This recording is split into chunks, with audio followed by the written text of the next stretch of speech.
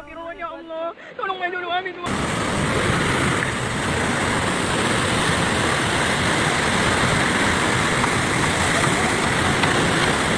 Ya ini masih dalam diskusi ya. Diskusi. Ya, kita tidak perlu diskusi panjang lebar ya. Yang dimaksud dengan status bencana nasional yang pernah ditetapkan oleh Indonesia itu kan COVID-19 gitu. Sementara bencana-bencana yang lain sama itu apa? Tsunami 2004. Hanya dua itu yang bencana nasional. Sementara setelah itu banyak bencana, gempa Palu, gempa NTB, kemudian gempa Cianjur.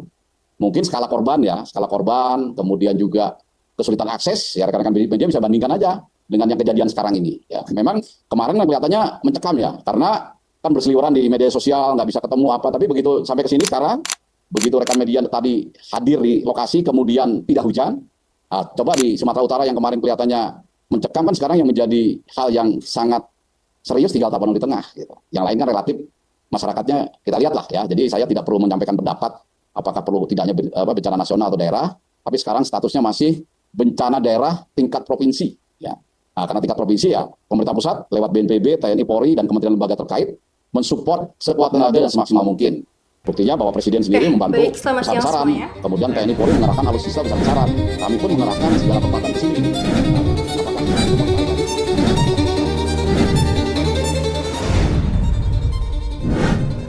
Hari ini kita akan memulai rapat darurat mengenai bencana banjir.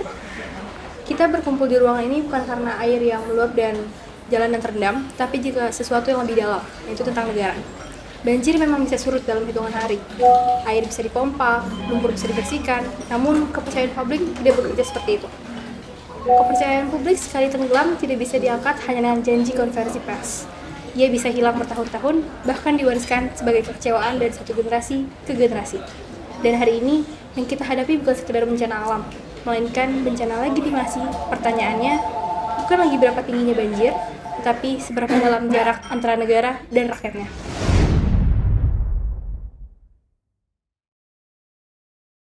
Selanjutnya, pernyataan dari tim Mas. Jadi saya baru menerima laporan bahwa video pernyataan Kepala Badan Nasional Penanggulangan Bencana sudah ditonton jutaan kali.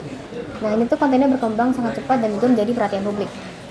Situasi ini tuh semakin parah karena video tersebut udah viral banget di media sosial dan juga sebagai umat pemerintah kita perlu segera menyiapkan respons yang jelas dan juga koordinasi agar publik mendapatkan penjelasan resmi dan tidak terpancing oleh interpretasi yang keliru.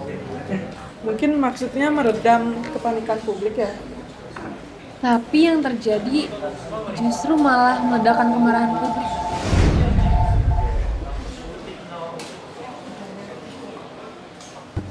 Mbak Syifa, boleh coba ceritakan realita di lapangan? Seperti terakhir kali saya ke lapangan, Bu, banyak sekali hal-hal yang memilukan seperti rumah-rumah masyarakat yang sudah hancur sehingga masyarakat di sana harus mengungsi ke tempat yang bahkan tempatnya itu tersedia sedikit karena udah banyak banget tempat-tempat juga hancur. Terus banyak sekali anak-anak yang membutuh bantuan karena bantuan yang tersedia di sana sendiri tuh sangat terbatas.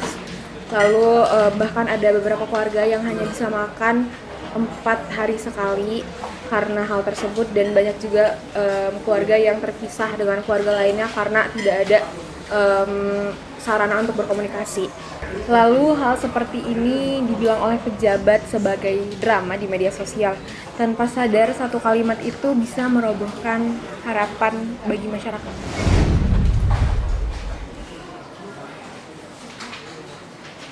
Ini bukan soal keadaan darurat saja, ini soal etika profesi.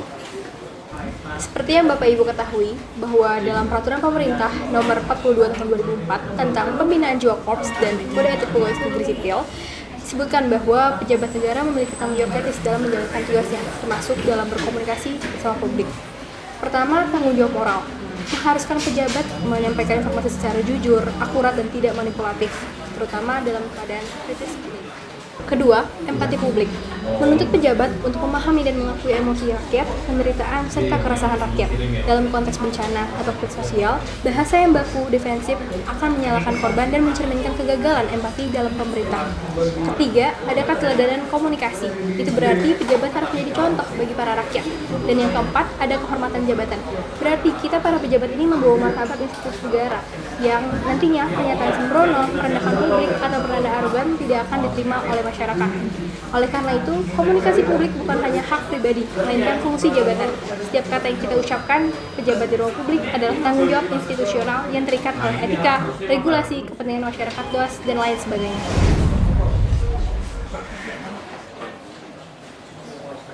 Sebagai humas, tugas kami bukan sekedar merilis berita, tapi juga memastikan informasi yang disampaikan itu akurat, jelas, dan juga pasti dapat dipertanggungjawabkan. Kami itu bertugas menjaga agar publik tetap mendapat pemahaman yang benar, terutama ketika situasi sedang sensitif.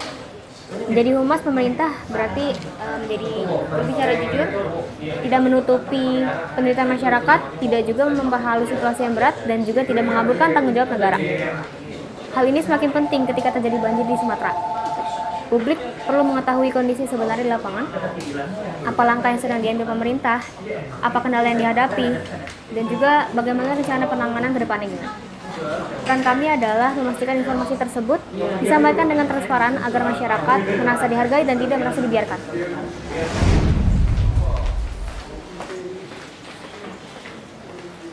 Dalam situasi krisis, komunikasi sering dipakai untuk menenangkan publik. Tapi menenangkan itu tidak mudah. Terkadang kita memilih kata yang aman, bukan kalimat yang jujur. Tapi menenangkan juga bukan berarti menangkal. Tapi rakyat tidak bodoh, Pak. Kami tahu mana yang penjelasan dan mana yang pengingkaran.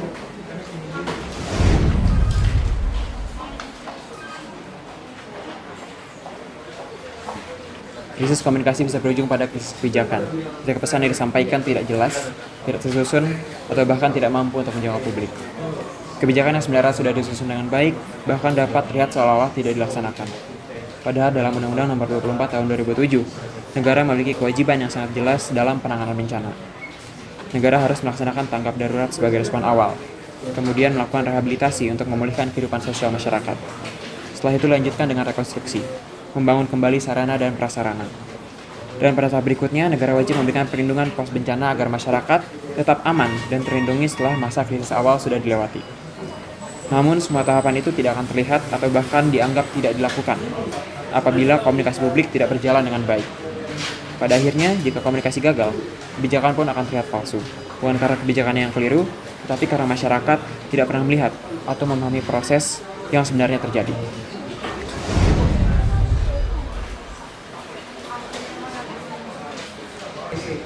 Tapi bagaimana ya Pak membedakan salah ucap dan penyalahgunaan kewenangan?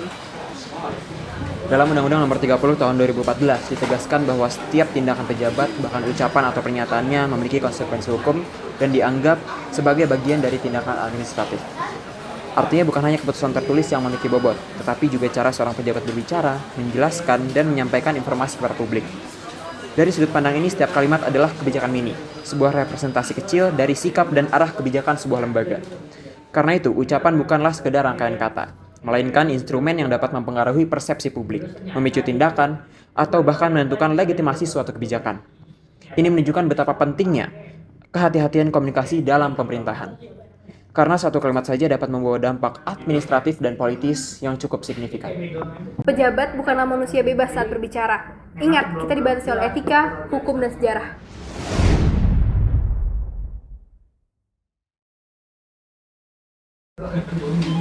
Mungkin selama ini saya terlalu fokus dengan laporan dan lupa bahwa di balik angka ada manusia. Kita selalu cepat menjawab, tapi jarang benar-benar mendengar. Rakyat tidak butuh kalimat yang rapi, mereka butuh kehadiran. Dan saya harus mengakui itu. Mulai hari ini, saya belajar untuk mendengar lebih banyak dan berbicara lebih hati-hati. Kita harus segera melakukan beberapa langkah penting. Yang pertama ada klarifikasi resmi untuk memastikan publik mendapat informasi yang benar mengenai situasi dan respon dari pemerintah. Kedua ada permintaan maaf institusional yang apabila terdapat keterlambatan, kesalahan data, atau ketidaksiapan yang berdampak pada masyarakat terdampak. Dan yang ketiga ada penjelasan kebijakan yang termasuk alasan dibalik keputusan yang diambil, prioritas penanganan serta koordinasi lintas lembaga. Yang keempat adalah laporan progres terbuka agar publik dapat memantau perkembangan bantuan, evakuasi, dan pemulihan secara transparan. Dan yang terakhir ada media fisik ke lokasi korban, supaya jurnalis dapat melihat langsung kondisi lapangan dan menyampaikan informasi yang objektif dan juga berguna kepada masyarakat. Jadi komunikasi etis adalah komunikasi yang bertanggung jawab, memberikan informasi yang jelas, terbuka, dan tidak menutup fakta, terutama saat masyarakat sedang menghadapi dampak bencana. Tapi rakyat tidak menunggu pidato, rakyat menunggu tindakan. Kita berubah hari ini bukan karena tekanan publik, tapi karena kita akhirnya sadar negara hanya bisa berdiri kalau kita mau memperbaiki diri. Jabatan bukan fasilitas. Tapi pengorbanan. Kekuasaan bukan warisan. Tapi kepercayaan. Negara bukan sekedar rumah.